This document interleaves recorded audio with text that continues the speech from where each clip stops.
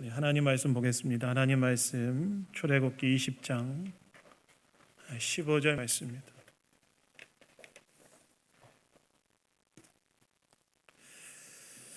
출애굽기 20장 15절 말씀, 우리 한 절이니까 우리 한 목소리로 우리 합독하도록 하겠습니다. 우리 읽겠습니다. 시작. 도둑질하지 말라. 아멘. 하나님께서 주신 10가지 계명 8번째 시간, 도둑질하지 말라는 제목으로 하나님의 말씀 나누기 원합니다. 여러분, 현재 우리는 시내산에 친히 강림하신 하나님께서 그 이스라엘 백성들에게 주셨던 언약 법전인 십계명을 한 구절씩 우리가 지금 살펴보고 있는 중입니다. 그래서 하나님께서는 애굽에 노예된 상태였던 이스라엘 백성들을 구출하시고 그들의 필요를 공급하시면서 시내산까지 인도해 내시는데요, 그렇게 시내산으로 이스라엘 백성들을 인도하신 후에 하나님께서는 이스라엘 백성들에게 너희가 내 백성이 되겠냐 물어보시고 그들이 동의하자 그들과 언약식을 체결하기 직전에 하나님의 백성으로 그들이 어떻게 살아야 되는지에 대한 언약 법전으로서 십계명을 수여하십니다. 그러니까 이스라엘 백성들에게 은혜를 베푸셔서 시내산까지 인도하신 후에 너희 내 백성이 되겠냐 물어보시고 이스라엘 백성들이 그렇게 하겠다고 하자 언약식을 체결하기 전에 내 백성의 삶은 이래야 된다 라는 그 언약 법전으로 주신 계명이 바로 십계명이라는 거예요. 그런데 우리는 십계명하면 일반적으로 우리의 삶을 제한하거나 구속하는 계명이라고 생각하는 경향이 있는데, 그것이 아니라 십계명은 죄로 깨어진 이 세상 속에서 진정한 자유와 행복을 누리기 위해서 어떻게 해야 되는지에 대한 하나님의 마음과 뜻이 담겨져 있는 것이 십계명이었습니다. 진짜 자유, 이 죄로 깨어진 이 세상에서 진정한 자유, 진정한 행복을 너희가 누리며 살기 위해서는 어떻게 살아야 되는지에 대한 그 하나님의 뜻이 담겨져 있는 것이 십계명이었다는 거예요. 그래서 우리가 지난 몇 주간 주일 아침에 나누었던 십계명을 잘 생각해 보시면 그러한 자유와 행복을 누리기를 원하셨던 하나님의 마음이 각 계명마다 정말 잘 담겨져 있다는 것을 우리가 알게 되는데, 우상 숭배하지 말라는 계명은 너의 삶의 참된 안전과 평안은 아무런 능력이 없는 우상에게 오는 것이 아니라 하나님께로부터 온다. 그래서 나를 신뢰해야 된다. 이것이 바로 우상 숭배하지 말라는 계명에 담겨져 있는 정신이었고, 안식일을 구별하여 거룩하게 지키라는 명령은 네 삶은 네가 수고한 결과에 의존되어 있는 것이 아니라 나의 은혜에 의존되어 있다. 너의 삶은 너가 6일 동안 수고한 결과에 의존되어 있는 것이 아니라 나의 은혜에 의존되어 있다는 사실을 깨닫도록 하기 위해서 6일째 되는 날 하나님께서 모든 세상 노동을 멈추게 하시고, 그리고 하나님을 예배하며 내 인생은 과연 무엇에 의존되어 있는지, 하나님의 은혜에 의존되어 있다는 사실을 그들로 하여금 깨닫게 하셔서 그 안에 참된 안식과 평안을 누리도록 하게 하신 것이 안식일을 지키라는 명령이었고, 그리고 주변 이웃과 관련된 계명들도 잘 살펴보면 결국 이웃의 삶을 깨트리지 않으므로 다 함께 진정한 자유와 행복을 누리며 사는 방법을 가르쳐 주신 것이 바로 십계명의 사람들에 관련된 계명이었어요. 즉 십계명은 단순히 무엇을 해라, 무엇을 하지 말아라 그런 명령을 넘어서 죄로 깨어진 이 세상 속에서 참된 자유와 행복을 누리며 살아가기 위해서 너희가 어떻게 살아야 되는지에 대한 하나님의 마음과 심령이 담겨져, 하나님의 마음이 담겨져 있는, 하나님의 뜻이 담겨진 것이 바로 십계명이었다. 우상 숭배, 우상이 너희들의 평안과 안전을 주지 못하니 진정한 평안과 안전을 나를 신뢰하라. 안식일을 구별하여 거룩하게 지키라는 명령은 단순히 일을 멈추라는 것이 아니라 너희들의 삶은 너희들이 수고한 결과에 의존되어 있는 것이 아니라 나의 은혜에 의존되어 있다는 사실을 알도록 하게 하기 위해서 세상 노동을 멈추고 하나님 예배하도록 함으로 거기에서 진정한 자유와 평안과 안식을 누리도록 하게 하는 것이 안식일 지키라는 명령이었고, 다 그 십계명 안에 다 뭐가 있었냐면 우리 안에 참된 자유와 행복을 누리게 하시고자 하시는 하나님의 마음이 그 십계명에 담겨져 있었다는 거예요. 그리고 하나님께서는 자기 백성들이 바로 이 십계명의 말씀을 따라 살아감으로 하나님의 백성으로 살아가는 삶의 아름다움을 열방의 모든 백성들에게 보여주어서 그들이 하나님께로 나와 하나님을 예배하도록 하게 하는 것이 바로 그들에게 십계명을 주신 목적이었다는 거예요. 그래서 우리는 십계명을 대할 때 억압과 압제의 계명이 아니라 진정으로 나에게 참된 자유와 행복을 주시고자 하시는 하나님의 마음이 담겨져 있는 말씀이라고 생각하시고 그 계명을 받아들여야 됩니다. 그냥 이게 뭔가 억압과 압제를 위한 게 아니라 너희가 어떻게 살아갈 때 참된 자유와 행복을 누릴 수 있느냐, 그 마음이 하나님의 마음이 담겨져 있는 말씀으로 이 계명을 받아들여야 된다는 거예요. 오늘은 그중에 8번째 계명이 도둑질하지 말라는 계명을 우리가 살펴볼 텐데, 오늘 말씀을 통해 이 8계명의 참 의의가 무엇인지 또 생각해보고 그 계명을 따라 살기 위해 어떻게 해야 되는지 오늘 주일 아침에 몇 가지를 함께 생각해보기를 원합니다. 여러분, 오늘 본문 15절을 보시면 신의 산에 친히 강림하신 하나님께서 그들이 하나님의 백성으로 어떻게 살아야 되는지에 대해 주신 10계명 중에 8번째 계명이 등장하는데, 그 계명이 무엇이었냐면 도둑질하지 말라라는 계명이었어요. 이 도둑질하지 말라는 이 계명은 히브리어로 로티그노브라는 단어가 쓰여졌는데, 로는 말라는 뜻이고 티그노브는 도둑질하라는 뜻의 가나부에 2인칭 남성 단수인 티가 붙어서 티그노브로 번역되어 기록되어 있는데, 그냥 직역하자면 이것은 너는 도둑질하지 말라라는 명령이었어요.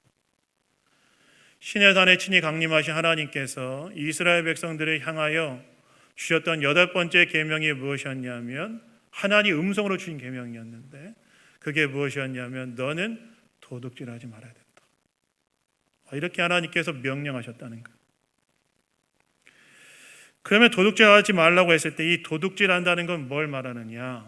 여러분, 이 도둑질하다라는 단어가 구약에 한 57번 정도 사용되어졌는데, 그 쓰여진 경우들을 통해 이 단어의 의미를 정의하자면 그것은 다른 사람에게 속한 것을 그 사람의 동의나 허락 없이 몰래 가져가는 것을 말한다고 할 수 있습니다. 도둑질하는 게 뭐냐? 다른 사람에게 속한 것을 그 사람의 동의나 허락 없이 몰래 가져가는 것이 바로 도둑질하는 거라는 거였다는 거예요. 쉽게 말해서 다른 사람의 것을 허락 없이 탈취하는 것을 말한다고 할 수 있습니다. 그러니까 쉽게 말해 누군가 이제 훔쳐가는 거, 그게 바로 도둑질하는 거라는 거예요. 그런데 여러분 구약 성경을 잘 보시면 하나님께서 도둑질하지 말라고 했을 때 이 도둑질하지 말라는 대상이 참 다양한 것을 우리가 보게 되는데, 일반적으로 도둑질하지 말라고 했을 때 뭘 도둑질하지 말라고 하나님 말씀하셨을까요? 다른 사람의 재산, 물건 이런 거 도둑질하지 말라고 우리가 알게 되는데, 그것뿐만이 아니라 하나님께서 뭘 또 도둑질하지 말라고 말씀하셨냐면 사람, 유기와 납치 같은 거 말하고, 그 다음에 가난한 자의 사회적 약자의 권리를 도둑질하면 안 된다. 이 말은 어떤 말이냐면 재판을 하는 사람들이 뇌물을 받고 사회적 약자들이 불리한 재판을 하는 것은 사회적 약자의 권리를 도둑질하는 것이다 하나님 말씀하셨어요.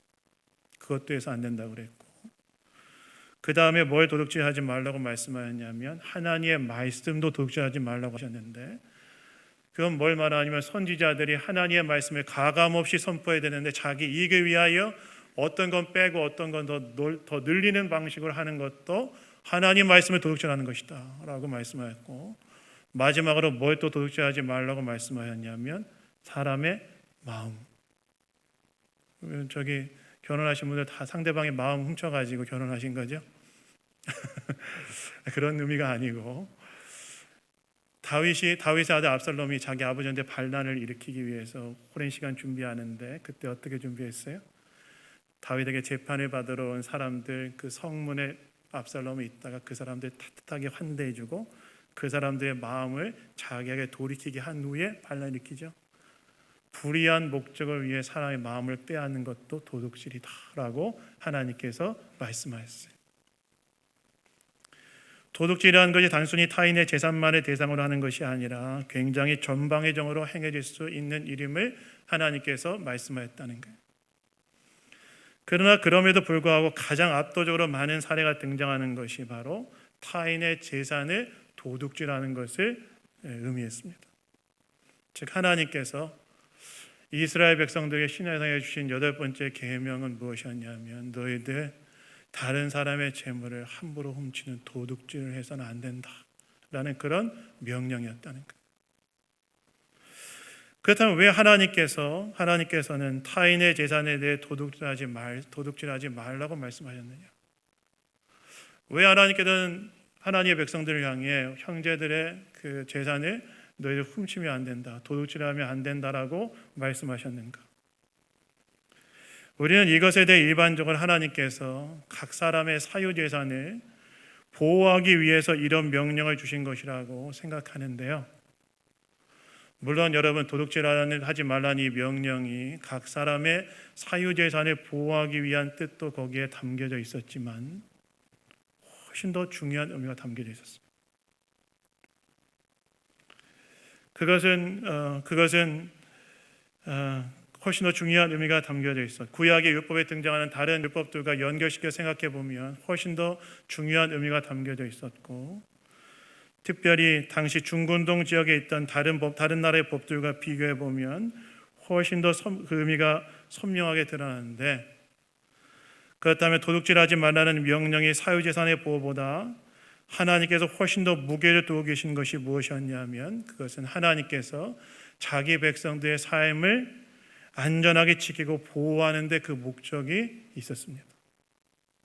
그러니까 하나님께 도둑질하지 말라고 하신 명령의 목적은 무엇이었냐면 자기 백성들의 삶을 안전하게 지키고 보호하려고 하시는데 그 목적이 있었다는 거예요. 여러분, 사유재산과 관련된 가장 대표적인 율법이 있다면 뭐가 있을까요? 절도와 관련한 율법 조항이 있겠죠. 절도가 참 사유재산을 침해하는 거 아니겠습니까? 실제로 출애굽기 22장 1절과 4절에 보시면 이런 구절이 있는데, 우리 PPT 한번 띄워주시죠. 우리 한번 출애굽기 22장 1절에 4절 우리 다 같이 한번 읽어보도록 하겠습니다. 읽겠습니다. 시작. 사람이 소나 양을 도둑질하여 잡거나 팔면 그는 소 한 마리에 소 5마리로 갚고 양 한 마리에 양 4마리로 갚을지니라. 도둑이 뚫고 들어오는 것을 보고 그를 쳐 죽이면 피 흘린 죄가 없으나 해돈 후에도 피 흘린 죄가 있으리라. 도둑은 반드시 배상할 것이나 배상할 것이 없으면 그 몸을 팔아 그 도둑질한 것을 배상할 것이요, 도둑질한 것이 살아 그의 손에 있으면 소나 낙이나 양을 막론하고 갑절에 배상할지니라. 도둑질과 절도와 관련된 이 율법이 출애굽기 22장, 오늘 본문에 2장 정도 지나면 나오는데, 하나님께서 뭐라고 말씀하시냐면 남의 가축을 도둑질했을 경우에 그것을 이미 판 상태라면 소는 5배, 양은 4배로 갚고, 만약에 그게 그 도둑질한 사람의 손에 있으면 2배만 갚아라, 그렇게 나와 있고, 만약 배상할 수 있는 방법이 없으면 너를 종으로 팔아서 그 판돈으로 배상해라 라는 구절이었어. 여러분, 이 절도에 관련된 이 법이 여러분 어떻게 생각되십니까? 과다하다고 생각되세요? 근데 여러분, 우리가 언뜻 보면 과다하다고 생각하는데, 같은 시대 같은 지역에 있었던 고대 바빌로니아의 대표적인 법전인 함무라비 법전을 보면 도둑질했을 때의 배상에 대한 법이 굉장히 가혹했어요. 그래서 여러분, 함무라비 법전을 보면 평민의 것을 훔쳤을 때는 몇 배를 배상이라고 했을까요? 2배, 3배, 5배였으니까 여기서는 율법에서는 평민의 것을 훔쳤을 때는 10배를 배상하고, 왕이나 기조의 것을 훔쳤을 경우에는 30배를 배상하되 못 갚으면 어떻게 될 거라고 그 법전에 기록되어 있었을까요? 여기는 율법에서는 자기 몸을 팔아서 그 돈으로 빚을 갚으라고 배상하라고 했는데, 함무라비 법전에서는 어떻게 하라고 했냐면 그거 못 갚으면 죽여라 그랬어요. 죽여라.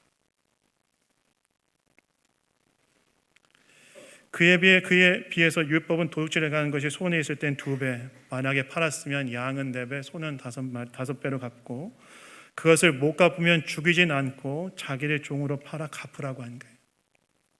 이것은 무엇을 말합니까?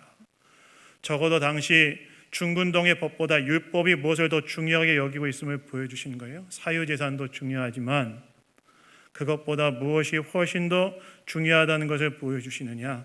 인간의 생명이 중요하다는 것을 보여주시는 거죠. 돈 때문에 사람을 죽일 수는 없다는 거예요. 또 율법에 보시면 이자와 관련된 율법이 하나 있는데 출애굽기 22장 25절에 보시면 이렇게 나와 있습니다. 우리 한번 띄워주시죠. 우리 함께 한번 읽어보도록 하겠습니다. 읽겠습니다. 시작. 네가 만일 너와 함께한 내 백성 중에서 가난한 자에게 돈을 꾸어주면 너는 그에게 채권자 같이 하지 말며 이자를 받지 말 것이며. 굉장히 충격적인 말씀처럼 느껴지죠. 하나님께서 뭐라고 말씀하시느냐? 너의 형제가 만약에 어려워서 돈을 꾸어주게 되면 뭔 받지 말라고 하시는 거예요? 이자는 받지 마라. 이자를 받지 말라고 말씀하시는 거예요. 같은 시대 여러분, 같은 그 고대 바벨로니아의 함무라비 법전을 보면 이거와 관련된 법이 또 있는데 거기 보시면 이자와 관련된 법이 뭐였냐면 빌려준 것이 현금이면 빌려준 것의 몇 프로를 받도록 하게 했을까요? 현금이면 빌려준 돈의 20%를 이자로 받게 했고 곡식이면 몇 프로를 이자로 받도록 하게 했냐면 33%를 받도록 규정되어 있었어요. 그거보다 조금 후세대에 있었던 아수르 법전에 보시면 그게 돈이면 25%를 이자로 받게 했고 곡물이면 50%를 이자로 받게 했어요. 여러분 이렇게 이자를 받으면 어떻게 될까요? 여러분 돈을 빌렸는데 막 이자를 막 돈이면 25%, 곡물이면 30, 50% 받게 되면 그 돈 빌린 사람 어떻게 될까요? 그 돈 못 갚고 파산해서 종됩니다. 다 노예돼요. 제가 어제 재민 아이한테 물어봤어요. 저도 AI를 쓰는 목사입니다. 무시하시는 듯한 그런 표정을 지으시는데 현재 우리나라 돈을 빌릴 때 대략 이자율이 얼마인가 물어봤어요. 일반 신용 대출의 경우에는 5.5에서 6% 정도 되더라고요. 그런데 이때 당시에 돈이면 20%, 곡식이면 33%의 이자를 함무라비 법전에 받겠다는 거예요. 이렇게 하면 돈 다 못 갚고 다 노예되고 파산하고 노예되었어요. 그리고 함무라비 법전에서는요 그런 채무자를 보호하는 법도 없었고 노예된 상태를 그 노예되면서 해방시켜주는 법도 없었어요. 근데 율법에서 하나님 뭐라고 말씀하세요? 너희가 어려운 형제에게 돈을 꾸어줄 일이 발생하면 어떻게 하라고요? 이자 받지 마라. 이자 받지 마라. 정말 당대에 정말 파격적인 말씀이셨어요. 즉 그들이 이자 때문에 형제가 노예로 전락하는 일이 없도록 하게 하라는 그런 명령이었어요. 즉 재물보다 하나님께서 무엇을 더 중요하게는 정신이 그 율법에 흐르고 있는 거예요? 사람을, 인간을 더 중요하게 여기는 그 정신이 율법에 흐르고 있는 거예요. 담보물과 관련된 법도 있는데 돈을 빌려줄 때 담보를 잡는 경우가 있지 않습니까? 담보물과 관련된 법이 출애굽기에 보면 등장하는데 이건 제가 그냥 읽겠습니다. 이런 말씀이 있어요. 이웃의 옷을 전당 잡거든 해가 지기 전에 돌려보내라. 그리고 신명기 24장에 보시면 사람이 맷돌이나 그 윗짝을 전당 잡지는 말아라 이렇게 명령했어요. 그러니까 하나님께서 돈을 빌려줄 때 담보물로 잡을 수 있는 것들이 있겠지만 뭐는 담보로 잡지 말라고 하신 거예요? 겉옷하고 맷돌은 담보로 잡지 말라고 하신 거예요. 여러분 왜 하나님께서 왜 맷돌? 지금 뭐 저 옛날 시골 살 때나 이렇게 맷돌 봤는데 그 왜 맷돌하고 겉옷은 담보로 잡지 말라고 했을까요? 여러분 이때 당시에 가난한 사람들은요 가공된 음식을 사 먹을 수 없었어요. 그래서 음식을 해 먹기 위해서는 반드시 뭐가 필요하냐면 곡식을 갈아 먹을 수 있는 맷돌이 필요했습니다. 그러니까 맷돌을 저당 잡히면 이 사람에게 어떤 문제가 생겨요? 생명이 위협받는 거예요. 그 겉옷도 마찬가지예요. 여러분, 저 여러분은 이렇게 겉옷이 많지만 당시의 사람들은 겉옷이 한두 벌이었어요. 겉옷은 당시의 사람들에게 그 팔레스타인 지역은 밤이 되면 기온이 급격하게 떨어지는데 그때 자기의 체온을 보존할 수 있는 유일한 대책이었어요. 근데 그거는 저당 잡지 말아야 된다. 그리고 제가 읽지 않았지만 다른 율법 규정을 보면 네가 만약에 정말 담보를 잡기 원한다면 그 집 앞에 가되 네가 그 집에 들어가서 거기서 네가 원하는 것을 담보로 잡지 말아야 되고 어떻게 하러 가시냐면 하나님께서 문 밖에 기다려서 그 채무자가 원하는 것을 담보물로 받아 가져오면 그걸로 담보해라. 이렇게 말씀하셨어요. 즉 하나님께서는 근데 함무라비 법전에서는 맷돌이나 고소들을 넘어서 사람도 담보로 잡을 수 있다. 이렇게 나와 있어요. 그러니까 율법이 재물보다 무엇을 더 귀하게 여기는 정신이 있는 거예요? 율법이 재물보다 사유재산보다 뭘 더 중요하게 여기는 정신이냐면 사람을 중요하게 여기는 정신인 거예요. 그러한 정신이 율법에 고고히 흐르고 있는 거예요. 하나님의 율법에는 인간에 대하여 이렇게 인간을 보호하고 지키려고 하시는 하나님의 그 귀한 마음이 흐르고 있다는 거예요. 그렇다면 여러분, 이렇게 재물보다 사람을 더 귀하게 여기는 율법의 정신이 도둑질하지 말라는 계명과 관련하여 인간의 삶을 보호하는 것과 무슨 연관이 있는가? 여러분, 다른 사람의 것을 도둑질하게 되면 도둑질 당하는 사람은 어떻게 될까요? 내가 누군가의 것을 도둑질하게 되면 도둑질 당하는 사람의 삶은 어떻게 될까요? 그들의 삶이 위협받겠죠. 당시 이스라엘 백성들 하나님께 분배받은 땅을 기반으로 살아갔고 그 땅을 기반으로 해서 그들의 삶을 존엄하게 지킬 수 있었는데 그것을 도둑질하게 되면 그 도둑질 당하는 사람의 삶의 안전이 위협을 받는 거예요.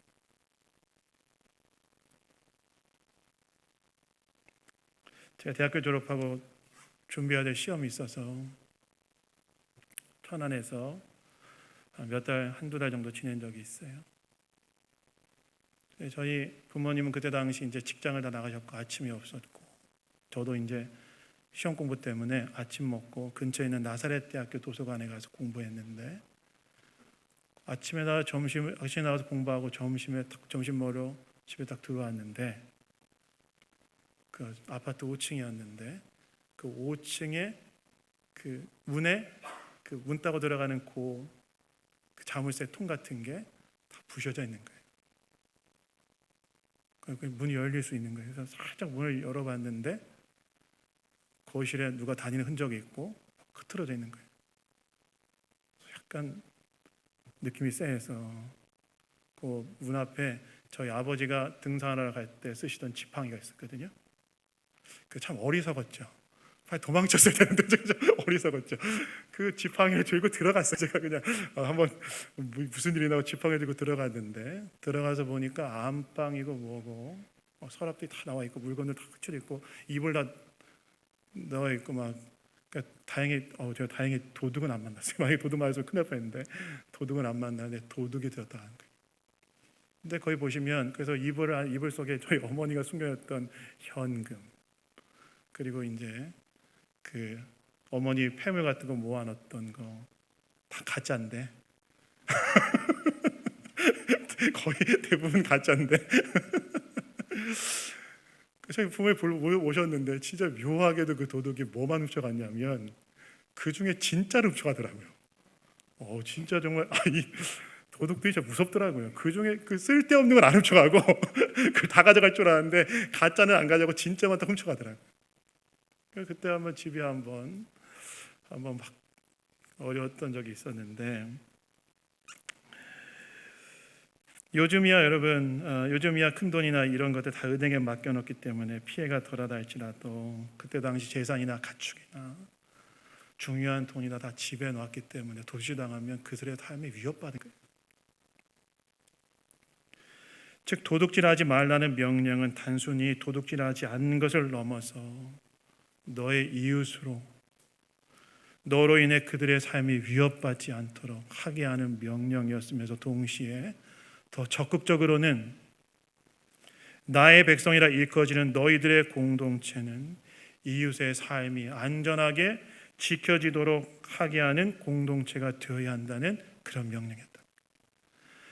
도둑질하지 말라는 명령은 그냥 훔치지 말라는 명령이 아니라 너희의 이웃의 삶을 위협하는 일을 하지 말라는 그들의 삶을 위협하지 말라는 명령이었을 뿐만이 아니라 더 적극적으로는 나의 백성이라 일컬어지는 너희들의 공동체는 이웃의 삶이 위협받지 않도록 이웃의 삶이 안전하게 보호받을 수 있도록 하게 하는 공동체를 만들라는 그러한 명령이었다.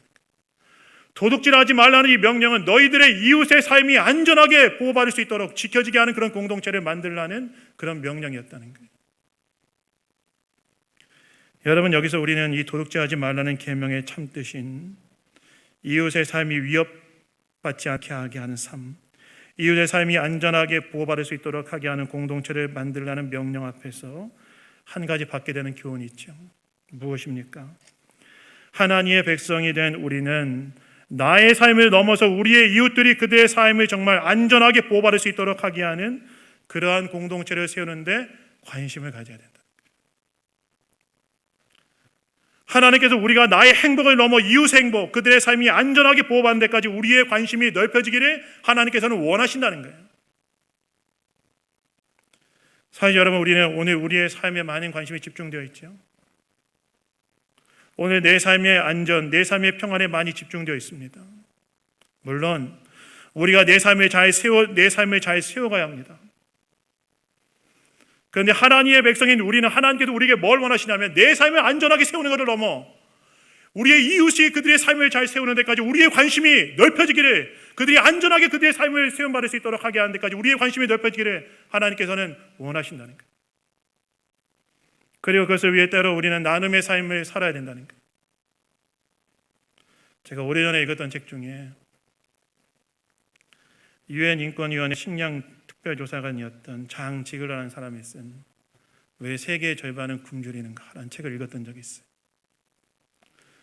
그 책은 세계의 기아에 대해 분석한 책이었는데 그 책에서 그 사람이 뭐라고 보고하냐면 세계는 지금의 인류의 120억을 2배를 먹일 수 있는 그런 곡식이 나오는데 뭐라고 얘기하냐면 이렇게 얘기해요. 제가 몇 번 쳤죠? 숫자 안 쓰셨죠? 5번 쳤는데 그 세계에 어떤 일을 하냐면 아프리카에서 5초에 한 명씩 굶어 죽는 애들이. 왜 이런 일을 하느냐? 장 지글러가 뭐라고 분석하냐면 그 이유는 생명보다 이익을 앞세우는 그런 일들이 작동하고 있기 때문에 일하게 하면서 마지막으로 뭐라고 이야기하냐면 다른 사람의 아픔을 내 아픔으로 느낄 줄 아는 유일한 생명체인 인간의 의식의 변화만이 일의 희망이 있다라고 이야기해요. 그런데 이미 수천 년 전에 하나님께서는 자기 백성들을 향해 뭐라고 말씀하셨냐면 이웃의 삶을 안전하게 보호받을 수 있는 그런 공동체를 만드는 것, 그게 바로 나의 백성이라고 일컬어지는 너희들의 사명이라고 하나님께서 말씀하셨다는 거예요. 그래서 구약 율법을 보시면 여러분 묘한 율법도 많죠. 뭐라고 말씀하세요? 너희들이 추수할 때 너희들이 다 이삭을 다 추수하지 말라고 열매로 다 따지 말라고 그러세요. 내가 열심히 수고한 것인데 하나님 뭐라고 말씀하시냐면 이삭을 다 수확하지 말고 열매로 남겨놓으라고 하세요. 왜요? 가난한 자들의 몫이다. 내가 그들에게 나누고 싶다. 즉 하나님께서는 이미 수천 년 전에 자기 백성들을 향해 이웃의 삶이 안전하게 보호받을 수 있는 공동체를 만들라고 명령하신 것입니다. 그래서 여러분 우리는 나의 행복을 넘어 이웃 또한 이웃 그리고 인간이 존엄한 삶을 살 수 있도록 관심을 가져야 돼요. 그 이웃을 위해 나눔의 삶을 살아야 됩니다. 제가 어렸을 때 시골 살 때 가끔 어떤 아저씨가 저녁에 시골 살 때 집 앞에 와서 그냥 있으신 적이 종종 있었어요. 저는 어리니까 무섭잖아요. 어떤 아저씨가 그냥 저녁 때쯤에 허스름하게 집 앞에 와서 있어요. 그러면 저희 어머니가 어떻게 하셨냐면 당시에는 이 쌀통이 있었거든요. 이렇게 내리면 살 떨어지는 쌀 떨어지는 소리가 참 기분이 좋았는데 그 일부러 저도 막 옆에서 쌀 떨어지고 해봤는데 그걸 탁 내려서 그 쌀을 받아서 한 박 받아가지고 주셨어요. 그러니까 먹는 게 어려우니까 도와달라고 오니까 어머니가 쌀을 주신 거예요. 그러면서 저희 누나하고 저한테 늘 하셨던 말씀이 어려운 사람들 도와야 된다. 저희 아버지가 가끔 저한테 어렸을 때부터 귀에 못 박히게 듣던 말 중에 하나가 뭐였냐면, 너 남의 집에 가서 머리카락 한 올, 10원 한 장도 그거 함부로 가지면 안 된다. 저 맨날 그랬어요. 머리카락 한 올, 그거 주워 온다고 뭐 문제가 되겠어요. 그거 가져오면 안 된다. 보편적인 윤리지만 계명을 통해서 하나님께서 우리에게 말씀하시는 것은 사람들이 그들의 삶이 보호받고 안정되도록 하게 하라는 그런 말씀이었다는 거예요. 그래서 여러분, 우리는 늘 무엇을 기억해야 되냐? 이 도둑질하지 말라는 계명 이면에 인간의 삶을 정말 보호하기 원하시는 하나님의 마음을 잊고 나를 넘어 이웃이 안전하고 보호받는 삶을 살아가는데 관심을 갖고 그리고 나누는 삶을 살아야 한다. 근데 여러분, 이런 얘기하면 좀 불편해지는 지점이 있죠. 어떤 부분이 불편해집니까? 너무 빚진 자들을 위한 윤리가 아니냐. 나는 열심히 일해서 이 사람을 보호하는 것도 좋고 인간의 삶을 안전하게 하는 것도 좋은데 너무 이 율법에 등장하는 법들이 너무 빚진 자들을 위한 윤리가 아니냐라고 생각하는 거예요. 쉽게 말해, 난 열심히 일해 나의 목을 다해 내 삶을 이만큼 읽어놨는데 율법들이 너무 빚진 자들을 위한 윤리 같다는 거예요.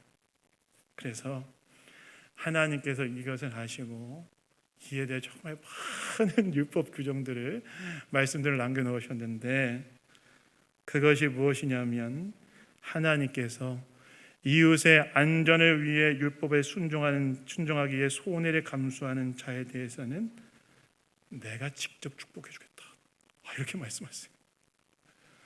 그래서 여러분, 율법에 너무 많고 그 대표적인 구절 중에 하나만 보면 잠언서 19장 17절 우리 한번 띄워주시죠. 우리 한번 다 같이 한번 우리 읽어보도록 하겠습니다. 읽겠습니다. 시작. 가난한 자를 불쌍히 여기는 것은 여호와께 꾸어드리는 것이니 그의 선행을 그에게 갚아주시리라. 하나님께서 뭐라고 말씀하셨느냐? 가난한 자를 긍휼히 여겨 나누는 것은 하나님께 꾸어드리는 것이고 하나님께서 그것을 친히 갚아주겠다. 내가 진짜 직접 갚아주겠다. 그것으로 인해 네가 손해본 모든 것들, 손해본 것뿐만 아니라 그로 인한 기회비용 내가 다 보존해 주겠다. 내가 책임져 주겠다. 즉 하나님께서는 이웃의 안전을 위해 율법에 순종하기에 손해를 감수한 모든 것들의 기회비용을 주님이 직접 갚아주겠다고 약속하신 거예요. 그 하나님에 대한 믿음으로 손해보는 건 아까워하지 말라고 말씀하신 거예요. 여러분, 저는 간단하게 제 간증하고 마치겠어요. 저희 간증이 있어요. 제가 대학생 사역을 좀 오래 했는데 대학생 사역하면요, 지금 정말 놀랍게도 애들이 다 배가 고파요. 그 대학생 애들이 다 배가 고파요.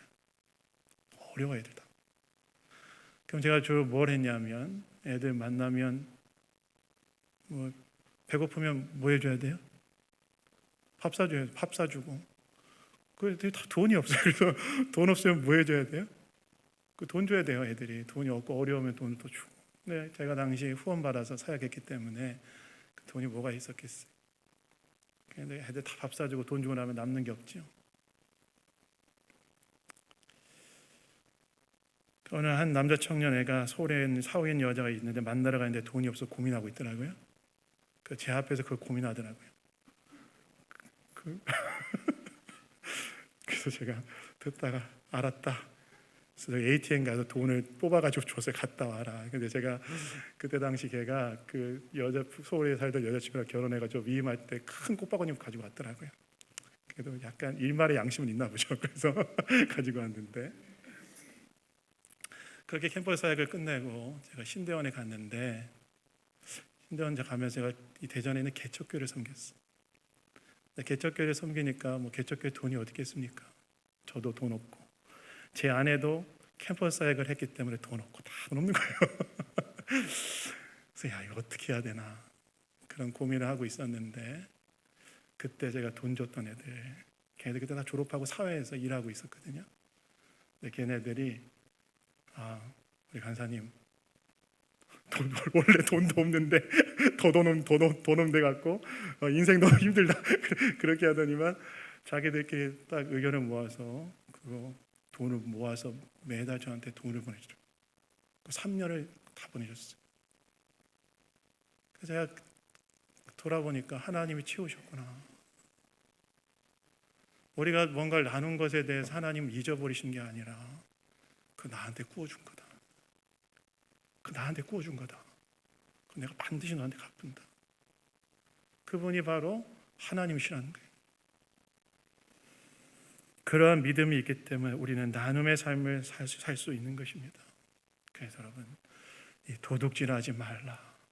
이 계명이 남의 것을 훔치지 말라는 것을 넘어서 타인의 삶이, 이웃의 삶이 타인의 삶이 그 안전이 위협되도록 하지 않게 하는 것뿐만 아니라 더 적극적으로는 그들의 삶을 안전하게 지켜주고 보호받게 하는 공동체를 만들라는 명령임을 다시 한번 되새기시면서 이번 한 주도 그런 도둑질하지 말라는 이 계명을 품고 그에 남기는 찬 의미에 순종하며 살아가시는 이번 한 주 저와 여러분의 삶이 다 되기를 주님의 이름으로 축원합니다.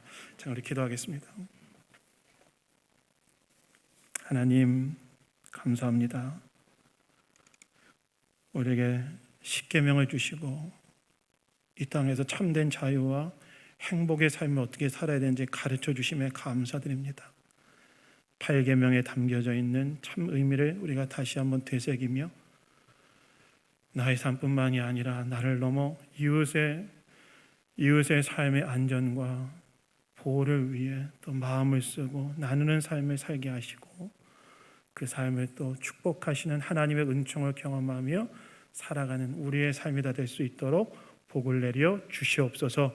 모든 것 주님께 감사드리며 우리를 구원하신 예수 그리스도의 이름으로 기도드렸습니다. 아멘. 아멘.